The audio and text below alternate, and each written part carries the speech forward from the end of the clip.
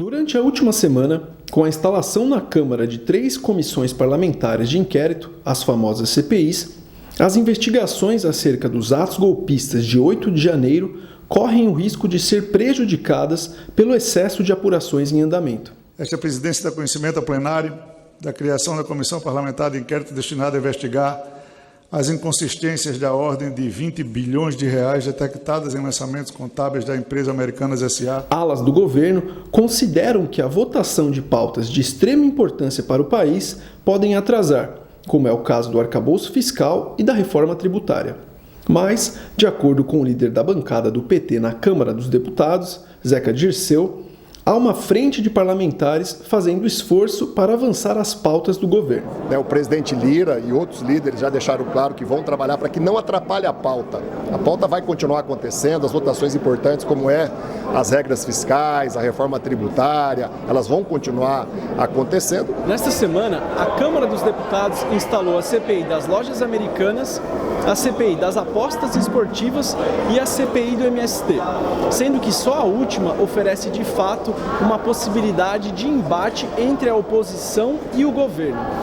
Já no Senado, a única CPI protocolada até o momento é a das ONGs. No Congresso Nacional, que reúne ambas as casas, a Comissão Parlamentar Mista de Inquérito, no caso a do 8 de janeiro, referente aos atos golpistas, depende das indicações de nomes dos blocos partidários para então ser protocolada. O prazo de uma CPI é de 120 dias, com possibilidade de prorrogação por mais 60 dias. Ao todo, cada casa do Congresso pode tramitar simultaneamente até 5 comissões. Não é a CPI que vai atrapalhar o funcionamento do país. Agora, elas são desnecessárias na minha maneira de ver, por isso a gente nunca apoiou, por isso a gente nunca incentivou que elas acontecessem, ainda mais em fatos que já estão amplamente sendo investigados, os responsáveis estão sendo punidos, como é o caso dos atos do dia 8 de janeiro.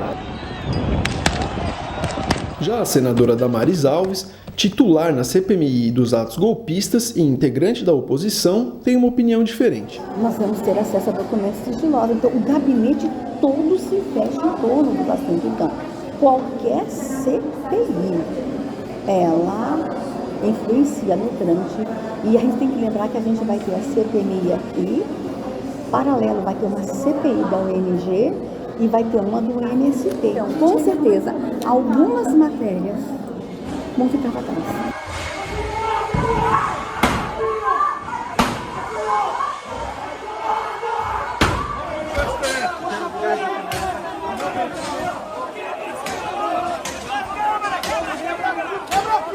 As CPIs existem desde 1935 e ganharam visibilidade ao analisar casos relevantes para expor crimes no Brasil, como os anões do orçamento, o mensalão. Esteve presente em alguma transação em dinheiro que o PL tenha feito com algum deputado? A senhora viu? Estava presente? Estive presente, mas não era mensalão. Mas eu estive presente. Foi um dinheiro que o Valdemar entregou para o Remi 30. Quem levou foi um segurança do deputado Valdemar e entregou para o Remi 30. Desde o início da legislatura passada, em 2019, 16 CPIs foram criadas no Congresso.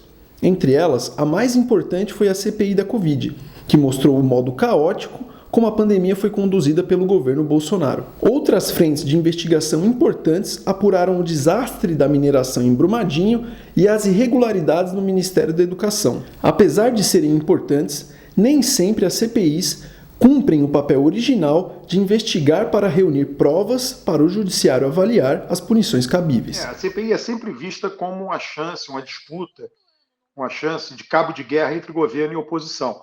E ela é muito utilizada mediaticamente pela oposição a fim de desgastar o governo.